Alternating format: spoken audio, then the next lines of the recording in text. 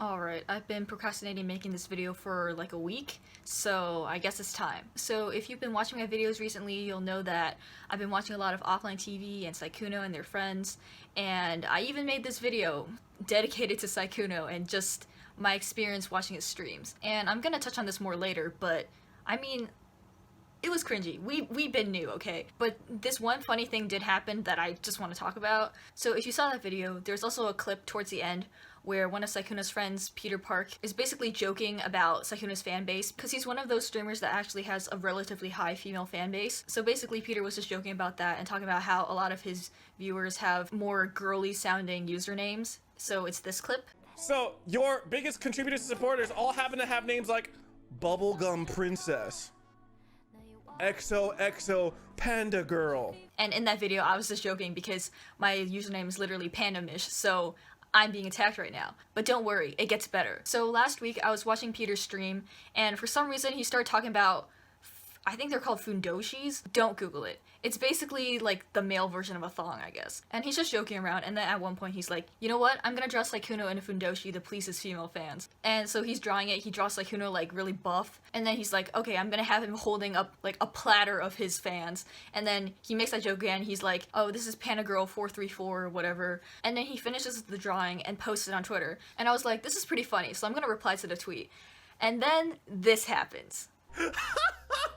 Yo, like literally immediately, the panda, of course, the username is the PandaMish, replying with the hot face emoji. It doesn't write itself. This shit doesn't write itself,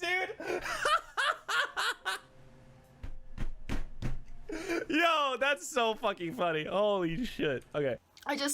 Oh my god. Like, I don't even know what to say. Like, literally as it was happening, I was like, hold up, hold the fuck up. Is this really happening right now? And you can literally see in the chat, I'm like, no, wait, stop. Like, I low-key regret it because I did not expect to be exposed on stream. But also, you know what? It was good content. It was really funny. I was literally laughing the entire time it was happening, but at the same time, I was like, bro.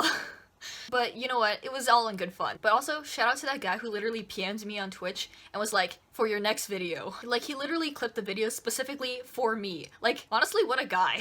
But yeah, now that the fun part's out of the way, I also wanted to kind of talk about my reflection on that Sykkuno video. Like, honestly, originally I wasn't even planning on making a video like that, but then I was lucky enough to get to play Jackbox with Sykkuno on stream, and I was like, this is a really cool thing that happened, and it was really fun, so I wanted to remember it, and I knew the only way I could really remember it is if I made a video about it. So then I just decided to talk about all the stuff that happened that was relevant. So I also talked about when Sykkuno read my chat messages and that kind of thing.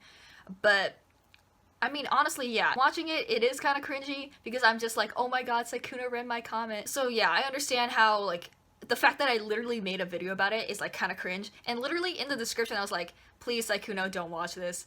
And yeah, I understand, like, if he ever saw the video he would think it's like cringy, because I mean, yeah, it's cringy. Like, if someone made a video cataloging every experience they've had with me, it would be kind of weird. Yeah, so I acknowledge, like I've said, that it's kind of cringe. But yeah, in the end, it's all just in good fun. And I guess with all the stuff that's been going on with Twitch and the gaming community in the past couple weeks, this conversation has come up about the parasocial relationship that exists between content creators and their viewers. And that's just something I want to point out and acknowledge. And I know, especially with stuff like live streaming, where there's that instant gratification if you see your favorite content creator read your chat message. It's like that acknowledgement that you exist in the same world as your favorite content creator. But obviously it's important to remember that you don't actually know them as a person and they don't know you. And so yeah, that's just something I wanted to put on the table, I guess. I think I just made that up. That is definitely not a saying. So other stuff that's been going on with me recently, I know I mentioned before that I really wanted to play Valorant, but then I didn't because of the potentially super invasive anti-cheat. But I had my dad look at it because he's a big brain computer guy, and basically it's more invasive than it needs to be, but they can't actually send out your information, so I think we're good. So I ended up downloading it and playing, and this is the first ever FPS I've ever played, really. I mean, I played a bit of Destiny 2 when I was trying to find FPSs to play, but Valorant is definitely the best. It's so fun, it's so addicting. I mean, half the time I play like shit because it's 2 a.m. and my hands are shaky as fuck, but then the other half of the time, I get match MVP. Like, low-key, I either get bottom frag or MVP, and there's no in between. Like, yesterday, I played this game, and I got match MVP, and my KDA was pretty awesome. It was 27-14 or something like that.